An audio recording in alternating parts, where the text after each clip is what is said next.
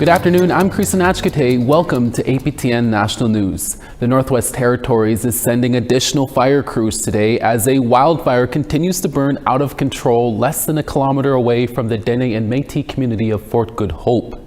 Around 300 residents were forced to flee their homes on Saturday. 100 residents chose to stay back to help with fire suppression. High winds are expected to push the flames away from town today, but residents remain on edge. The majority of residents were evacuated to Norman Wells, with a few relocating to Delaunay. Others went to a fish camp 15 kilometers away on the Dacho River. NWT Fire says the blaze started by an abandoned campfire and has now grown to more than 1,300 hectares in size. Thankfully, there have been no injuries and no property damage reported. No word yet on when residents can return home. 3 crews, we have 4 incoming, and supported by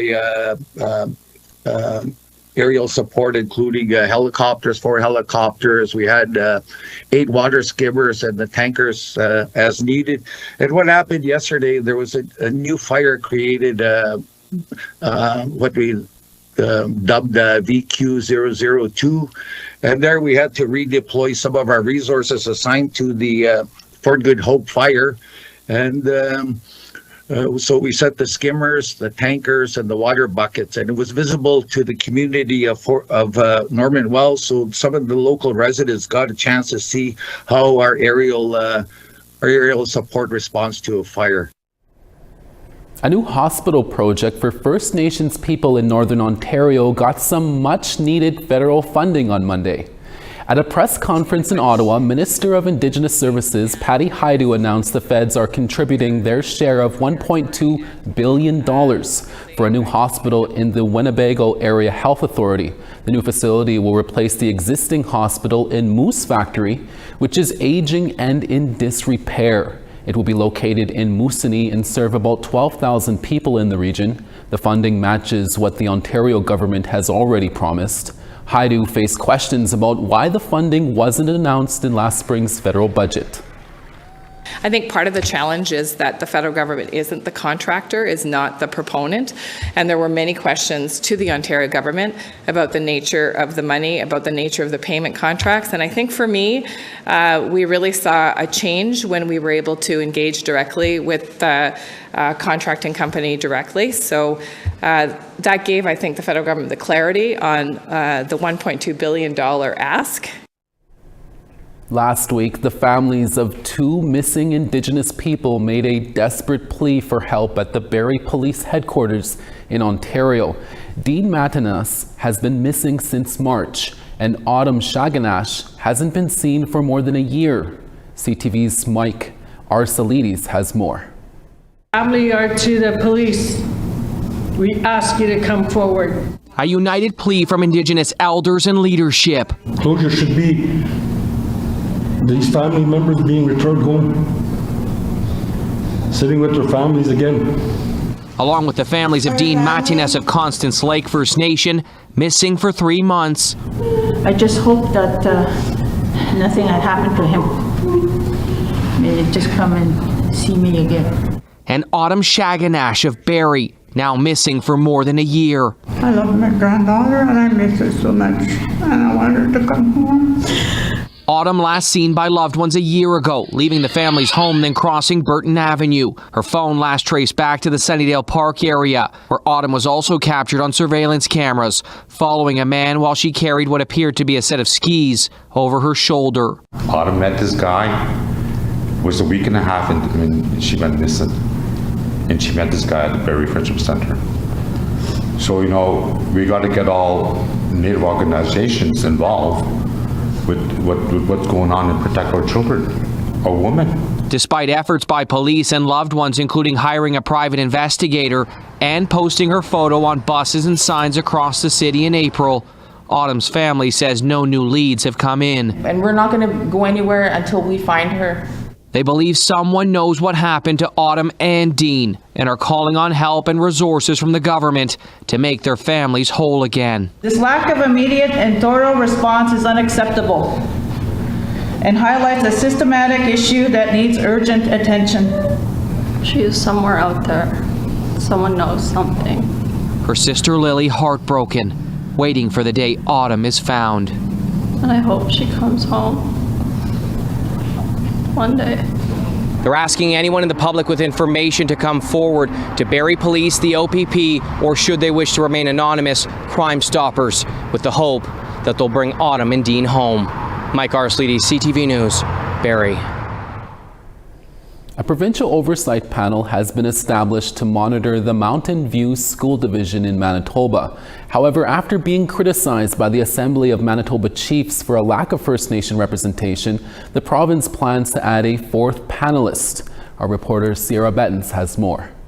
Nearly 2 months after a trustee said residential schools, quote, were good, unquote, during a board meeting, Manitoba's education minister established an oversight panel to monitor the Mountain View School Division. The panel includes Francis Sartrand of the Manitoba Métis Federation, Brandon School Division trustee Jim Murray, and Andrea Zarota, a staffer with the Manitoba Teachers Society. However, the Assembly of Manitoba Chiefs criticized the panel because it doesn't have a First Nation member. Mountain View School Division has a lot of our people, our children in their system to begin with, right? And that we should have representation on behalf of our people there as well, to be able to speak and to be able to advocate for their children. In a phone interview with APTN, Manitoba Education Minister Nella Altomar said he appreciated the feedback. So, the province will add a First Nations person from the area. Grand Chief Merrick is glad about that, but she says it's an afterthought. So it's discouraging again as well that we always have to continue to ensure that we're included in any processes when it comes to our people. At a Mountain View board meeting in April, Trustee Paul Coffey stated residential schools, quote, were good, unquote. The Manitoba Teachers Society and the Southern Chiefs organization condemned the comments and called for Coffey's dismissal. Earlier this month, Mountain View Superintendent Stephen Jaddock was removed with little explanation. Altomar said the new oversight panel is supposed to make sure the Mountain View trustees do their job. That job, he says, is to make the schools a safe and welcoming place for students to learn. Grand Chief Merrick said the school board should still be dissolved and more First Nation people should be involved in moving forward. 1/3 of the students in the school division are First Nation students. So one of the things that I would recommend strongly to the province is that they work with the leadership within that area, the chiefs within that area. Sierra Bettens, APTN National News, Winnipeg. Organizers of the second annual Sasa Penita and National Kidney Foundation fundraiser will encourage patients who need to travel for medical care. The Kidney Foundation of Canada is giving $190,000 to their Saskatchewan branch for Indigenous kidney patients.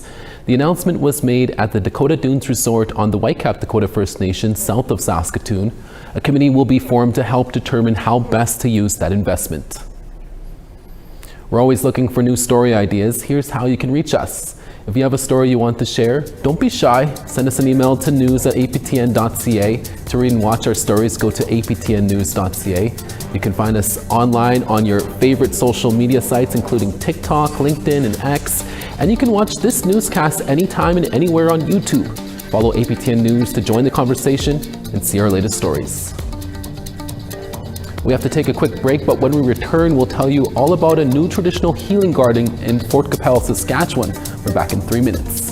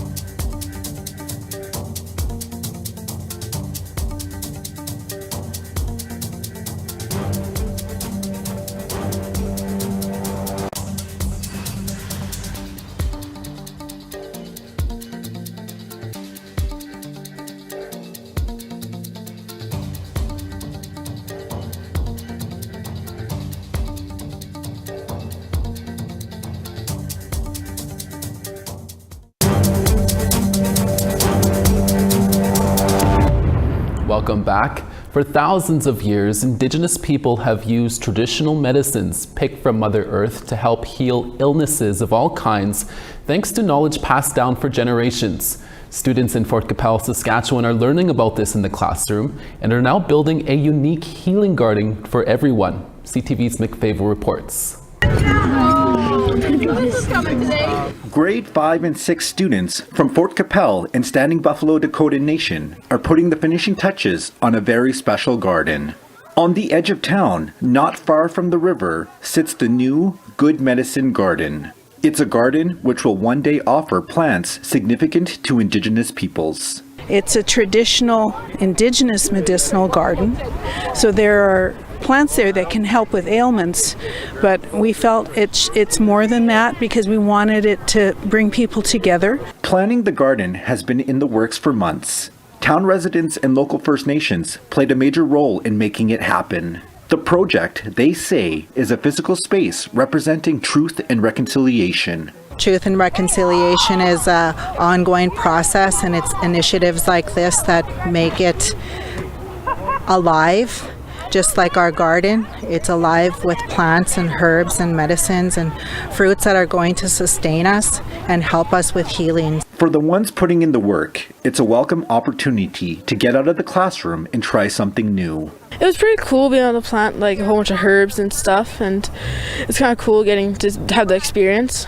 Be careful with the roots so you don't rip them or anything, and yeah, don't put too much water. For now, the plants still need some time to grow, and it will be some time until they can be harvested. When the time is ready, there will be an announcement and a day planned to come out and learn about the medicines. This is just a small garden. This is a small community. So it's a small step, but it's still a step, and it's big to us.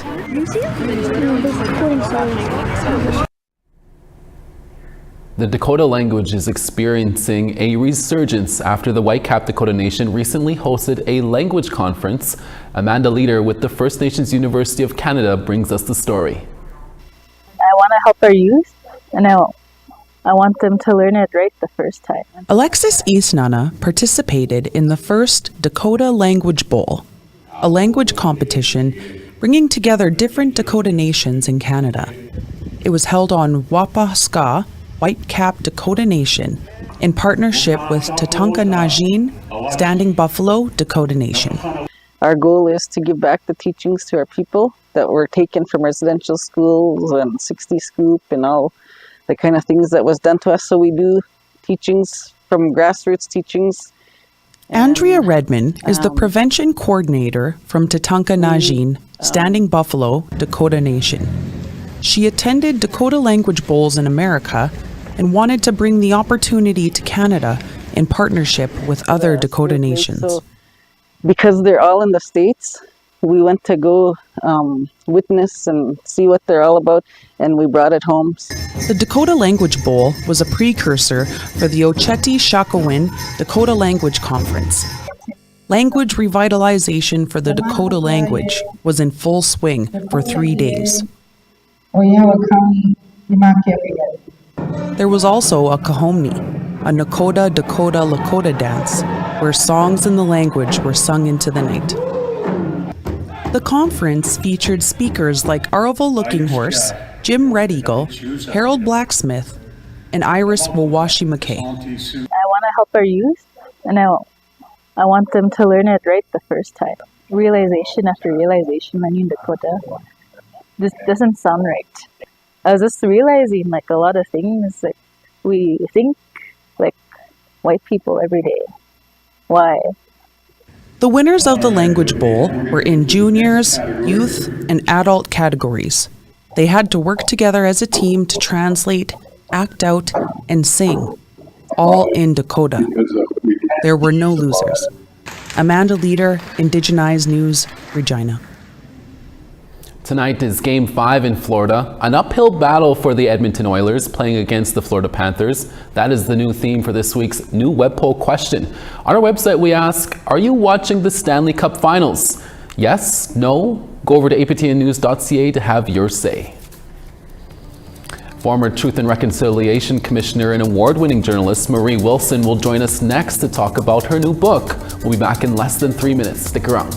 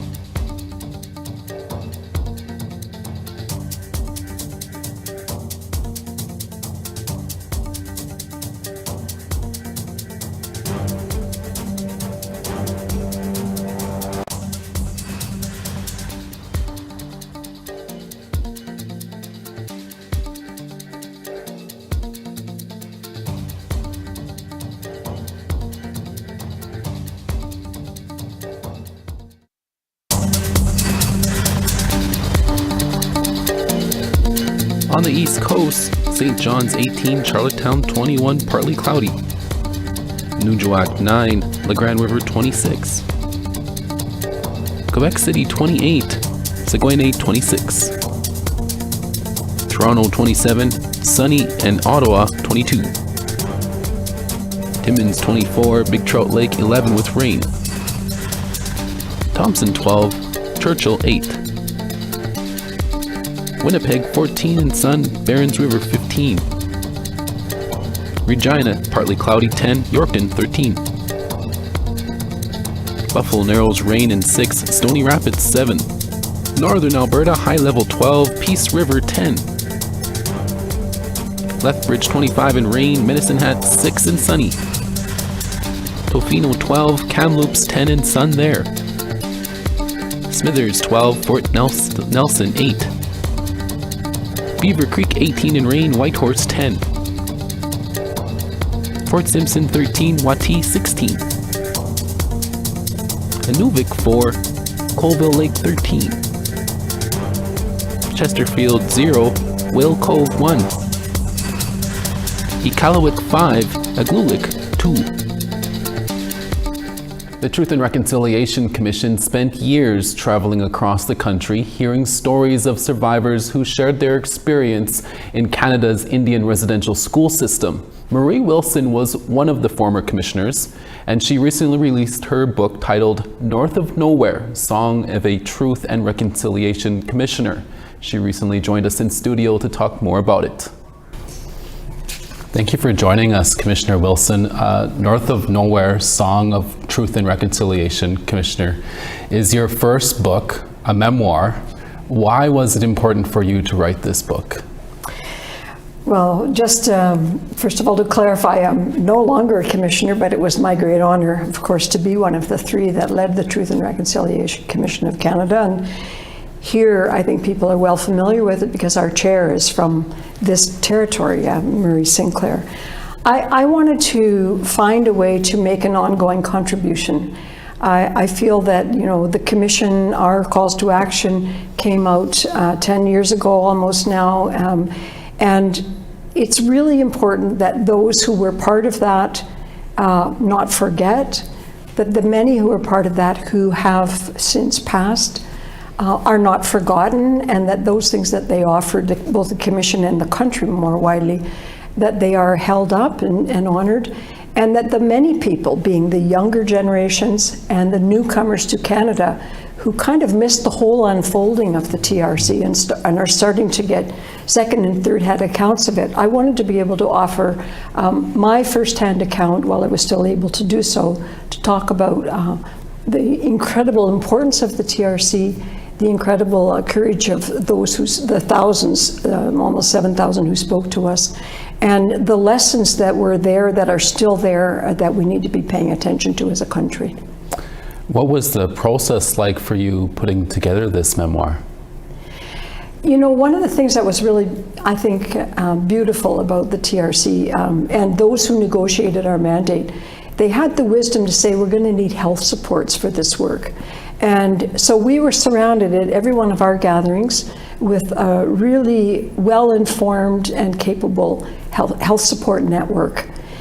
When you're writing a book, 10 years later, and you have a stack of notebooks, your own notebooks, and you're in front of your computer in your office, where are all those health supports, And you're alone in the room, and it's a very inward-looking process.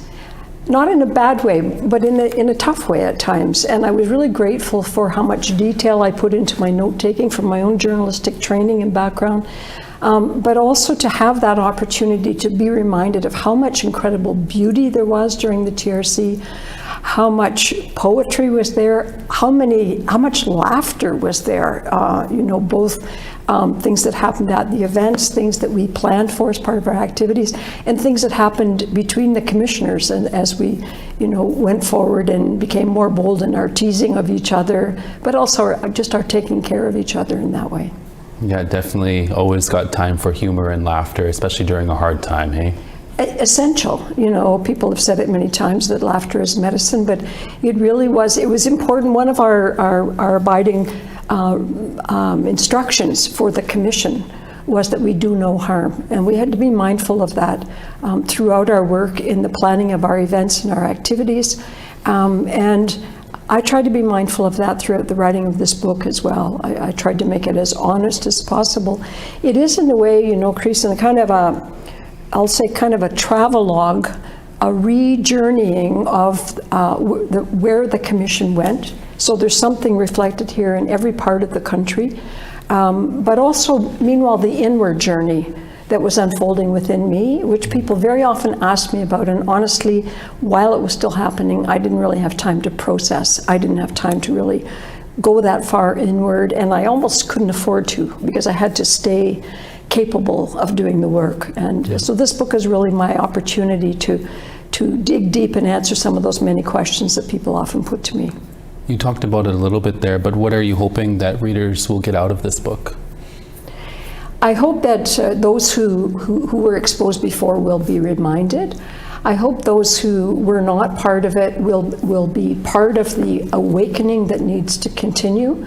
I hope that the young people who are inheriting not only the experiences of residential schools, whether they were aware of it or not, but also the responsibilities of what survivors have conveyed to the country, that all of those things will be available here, and that it will, I hope, be accessible in a good storytelling way, so that people will experience it not as a big book full of facts and figures, but as a story that is an unfolding story, and that they'll realize at the end that we are all part of this story, and that we're still in the midst of it, and that there's a lot of work yet to do. Yeah. And really quickly, Marie, what's next for you?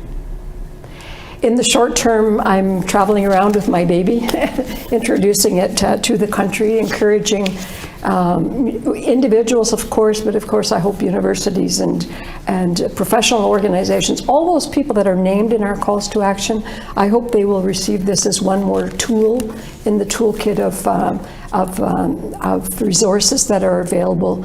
And we'll see what happens from there. Many people have said, what's your next book about? And I think, this baby hasn't learned to walk yet.